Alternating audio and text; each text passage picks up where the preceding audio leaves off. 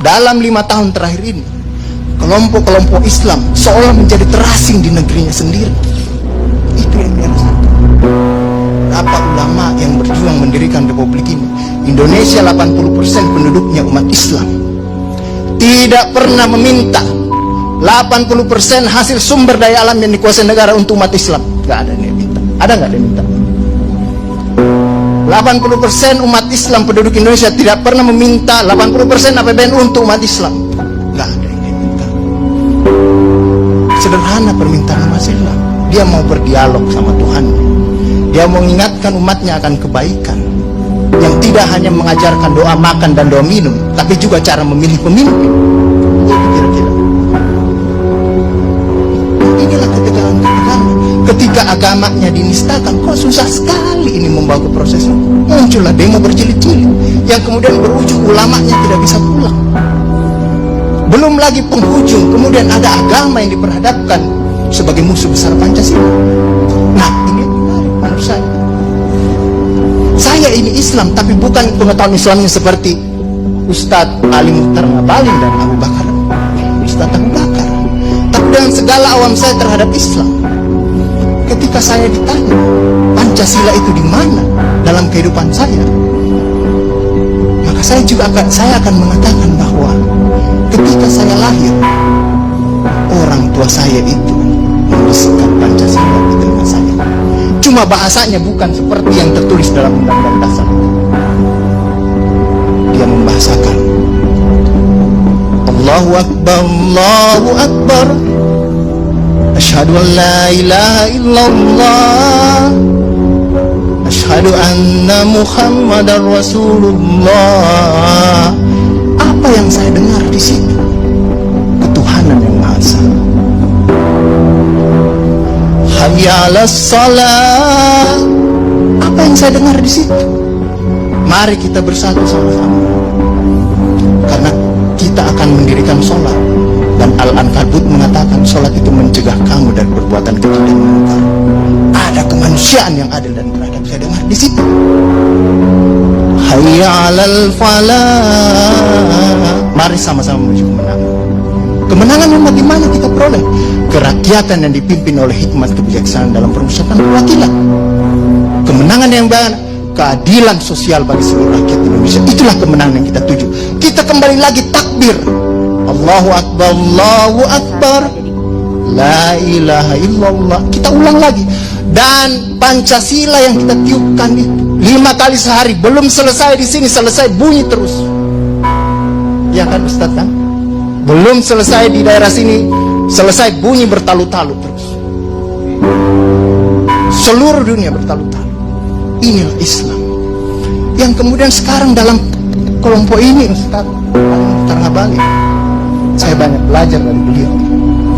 Inilah yang kemudian sekarang, kenapa kami mau diperhadap-hadapkan?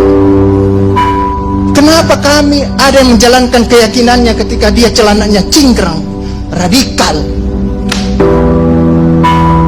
atau dia pakai cadar, dulu diperhadap-hadapkan.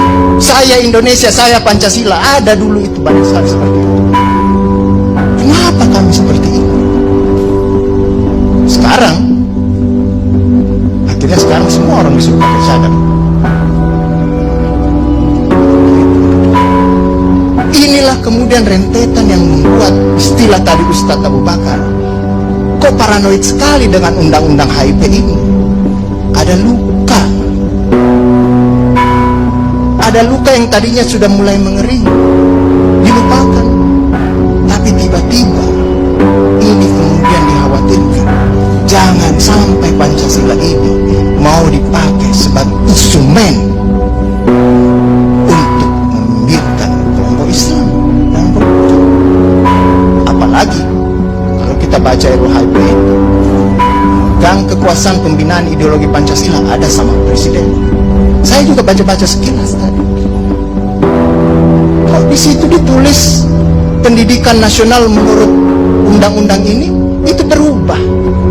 Tujuan pendidikan nasional oleh Undang-Undang Dasar mengatakan bahwa beriman, bertakwa, berakhlak mulia. Di sini diciptakan pendidikan nasional itu bertujuan untuk menjadi tenaga ahli dan terampil. Ini bukan mau dikasih jadi tukang ini bagi kapitalis kalau seperti itu berpikirnya. Nah, inilah yang kemudian yang dirasakan oleh kelompok-kelompok Islam dalam perspektif perjalanan konstitusional kita, bahwa ada yang tidak adil dilakukan oleh kekuasaan. Kelompok Islam selama ini tadi yang saya katakan tidak pernah meminta apa-apa. Paling jauh kelompok-kelompok Islam mungkin dapat honor dari negara. Itu pun tidak dipakai untuk proyek, dikembalikan lagi untuk membantu negara, menghidupkan santri-santri, mencerdaskan kehidupan bangsa, menciptakan manusia-manusia yang beriman, bertakwa dan berakhlak mulia. Yang sebenarnya tugas pemerintah itu dikembalikan lagi seperti itu.